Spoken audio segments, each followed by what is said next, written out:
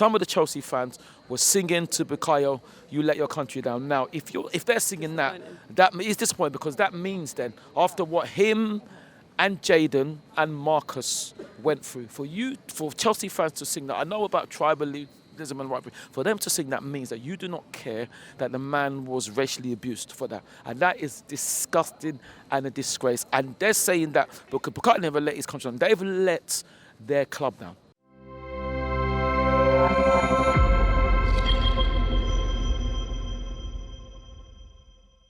Hello and welcome. I am Charlene Smith and we are here outside the Emirates Stadium where we have just beat Chelsea 3-1. I'm joined by some lovely Gooners. Thank you guys for joining me. Thank you for having us.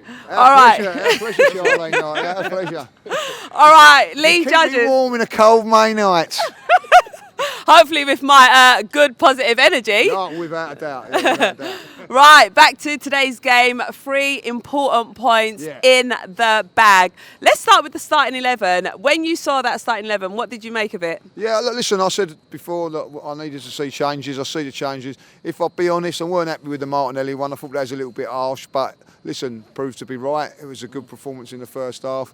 And I thought we played really well. So like the changes I think were needed. I think it needed to be freshened up. And Kivior, is that his name? Kivior? Kivior. I thought he was brilliant. I thought he really played really well. And I also sensed, because he's got a bit of pace, there was a little bit more confidence in the back line, you know, and you could see he was a little bit more assured. So, yeah, good changes. Martin Odegaard managed to get 2 goals today as well. What did you make of his performance? Well, I thought he was outstanding in the first half. I thought he was brilliant. I thought his approach play. Forget about his goals; they were fantastic. But the way he knits things together, his work rate and everything like that, it is really positive and all that. The one thing I will say, Martin, he's got to do some of them sort of performances away from home as well. Like, but listen, you know, led by example. Him and Xhaka, I thought in that they were the ones that initiated that positives and good quick start. So yeah, for me, you can't help but like him, can you? Like, you know, I really do. I think he's a player. He's a baller. And the first goal was a fantastic finish, by the way. You know, not easy to do.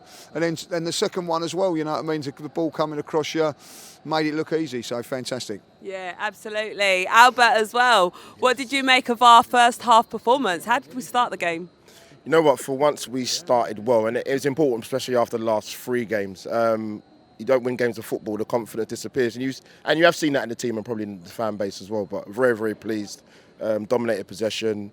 Our record actually London games is pretty good. Really good? Yeah, it's very good. So I was looking for Arsenal to bounce back. Poor Chelsea side. But nevertheless, we've got to put 3 points on the board. It's a very positive start. Great goals from Martin Odegaard. Jesus got a goal as well, which is important. Yeah. And yeah, just pleased, really pleased. Absolutely. Listen, Chelsea did come out in the second half with a bit more energy, a bit more intensity. Kante showed a lot of pace as well. They did actually manage to get a goal. Was there any moments of the game where you was feeling a bit concerned, like Chelsea could really get back into the game? Only if we gift wrapped and give them opportunities to get back into it. Strange second half from Arsenal. We actually started the second half pretty decent, and we should have been 3s, 4s, 5s personally. But we do our customary thing at home where we concede yet again at home. I think only Leeds and Southampton have conceded more goals at home in the Premier League this season than us, which is something we need to sort out long term. But yeah, very bitty. We lost first balls, second balls. Chelsea did what they should have done in the first half, but didn't in the second half. And yeah, a bit of a strange performance in the second half from Arsenal. Ty, what did you make of our second half performance? Would you say we ran out of energy? How would you just sum that up? Not really. I would say that we took our foot off the pedal because, to be honest, if we're honest, 2 honest in a row, when it was 3-0, I thought the game was over. But one thing I will say, Robbie said to me I should be humble in defeat. Fortunately, we haven't lost. But listen, I'm gonna reach out and give an olive branch to Pierre.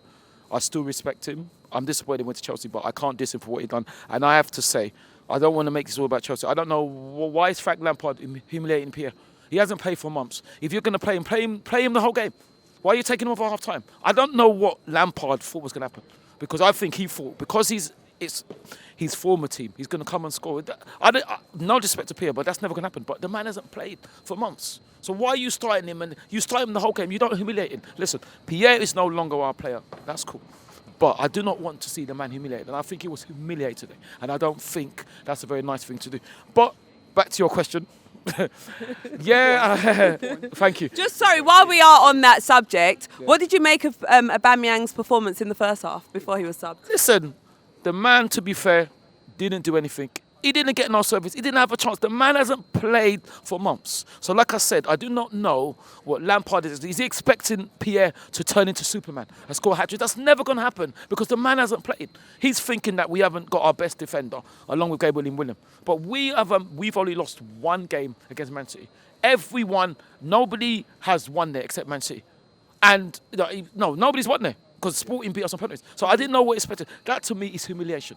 It's humiliating. And listen, like I said, I know he's no longer playing for us. I don't want to see the man humiliated because that's just wrong. If you're going to play him, however well or how bad he plays, you play him the whole game. You don't take him off at half time because you're saying you made a mistake. But what did you think was going to happen? That's what I mean. I think that we were severely underestimated because ordinarily he wouldn't start with Pierre. But he thought because where his old club is, I'm disappointed. I'm disappointed for Pierre, and my commiserations go out to him. Did you see any improvements from the Chelsea side after the substitution was made? Yeah, but I'm disappointed. I thought the goal was offside. I'm disappointed, but to me, we could have won about 6-0. But it's interesting, really. I don't want to start getting cocky and laughing, but I just think it was so uncomfortable, and we never expected that. But then you hear that Chelsea are going to do this and Chelsea are going to do that. Chelsea didn't. To me, Chelsea. I thought we were brilliant, but Chelsea didn't turn up today. They didn't turn up today. They were in a bad run of form, and I don't know what they thought they were going to do.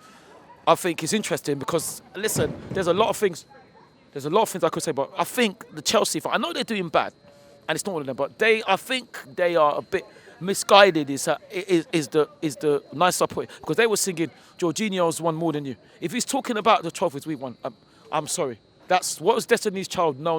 That was their song, isn't it? I think you've got. Do you want to sing it? Yeah.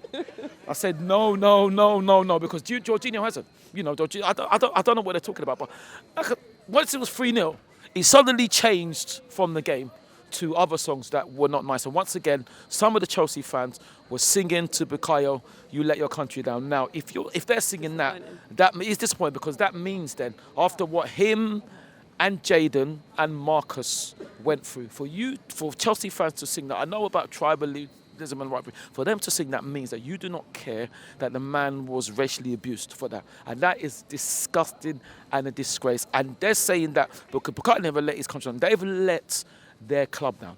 They've let their club, because it wasn't all Chelsea fans, but it was some Chelsea fans. And they were singing songs about Thomas, which I can't repeat. So is that what it's going to be, though? Once you start getting licks in football terms, you want to start singing about football. I thought we was here for football. I thought we was here about football. But once you start losing now, you want to say, no, I'm disappointed. But no. Bukayo has not let his country down. For them to sing that, listen, they agree then with the racist abuse. To me, they agree with the racist abuse that Bukayo, Jadon and Marcus got. And I think that's absolutely disgusting. And they're a disgrace. They're a disgrace to football and to life, really. Mm-hmm.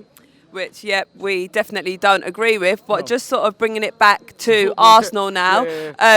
Mikel Arteta did actually start with Jorginho after Partey, instead of Partey, sorry. Yeah, he did. What did you make of that start? Well, it's interesting. I don't know if that was toe-to-toe, because he was thinking, Frank Lampard is playing PS, so I'll play Jorginho. But to me, I think Jorginho, I don't think he put a foot wrong. He's not Thomas, but he didn't put a foot wrong. I thought he was absolutely outstanding. He did not put a foot wrong. It was seamless. He's not going to... We are in the top. We are in the top. Woo! Top of the league, baby. The top. We are in the top. Brilliant. Yo, so I thought Jorginho really played well. Like I said, I didn't even see the starting lineup. So when Leandro was playing, I think he deserves a start up. It was seamless, but I think what Mikel is doing now, he knows he's got to rotate Gabriel. Because he's played every game. The one caution is to me, I hope Gabriel is fit, because if Gabriel Magalhaes. Absolutely, if he's injured, he's got to go off. He's got to go off. I don't know how many times he went down, but once you go down 3 times, just come off. Listen, Gabriel, we love you. We know you're a warrior, but if you're injured, just go and rest, because we're going to need him against Newcastle. So I hope he's all right. But like I said, sorry, Charlie, I thought he was very, very comfortable. I expected a tough game, but I didn't expect Chelsea to be so bad. I expected us to have a reaction, but it was very, very comfortable. And to me, like I said, one thing is, I'll say it again, I do not like the way Pierre is being humiliated by Chelsea. I really don't like that. Yeah, I think you've made a bold statement on that. Sorry, I did say that once, and I'll say again. I do not like the way Pierre has been humiliated by Chelsea. Just for Lee judges. In case you didn't hear initially. All right, well, to sum up the whole performance, guys, just let me know what you made of the whole performance overall. Well, listen, I saw... Chelsea fan in the background. Unlucky. What I would say is that, listen, I saw some of the back page, and I would say that, listen, it was like it was cruise control. And like I said, I expected a really difficult game. I expected Chelsea to turn up, but I don't think they did. And I think it was very comfortable. Yep. Are we winning the league this season? Is there still hope? Is there still belief? Of course there's still hope. Of course there's still belief. Of course we can. Of course we have to believe it. We have to believe it. And hopefully win every game. And hope Manchester City drop and lose games, which I think they will. Starting tomorrow at West Ham. Albert, do you still believe that we're going to win the league this season? Cool. There's always hope. I wouldn't say there's a lot of belief because we're relying on other results, because this is the problem when it's not in your hands. I do think City will drop points. I don't necessarily think they'll lose, but time will tell. Yeah. Time will tell. Absolutely. Listen, thank you so much, guys, for joining me. And Lee, before you run off, are we going to win the league this over season? there, like, I couldn't help myself. Like, Some beautiful girls, Well, distractingly judges. Listen, Chelsea girls as well, like that. Well, Chelsea get battered. Everywhere they go, Chelsea get battered. Everywhere they go, everywhere they go. Oh, we love you, really, Sophie. All right. Lee, is there hope that we can still win the Premier League this season? No, there's always hope. You know, we've got to hope for a miracle, like West Ham, maybe, or Leeds can do us a favour. One of them two has got to do something brilliant. But listen, you know, all we can do is what we do and just win our games. And you know, probably like Chelsea, that's the worst team I've seen Chelsea for a very, very long while. Well, they were very poor. Chelsea's the worst Chelsea team I've seen for a very, very long while. But I'll say it again. Chelsea are the very worst team that I've seen for a very, very long while. But you can only beat what's in front of you. We beat them, or we move on now to Newcastle, which is going to be a much more sterner test, and hopefully we can beat them. Yeah. All right. Listen, guys, I still believe that we're going to win the Premier League this season. There's still hope. There's still belief. I'm Charlene Smith. Thank you so much for watching, and we'll be back again soon.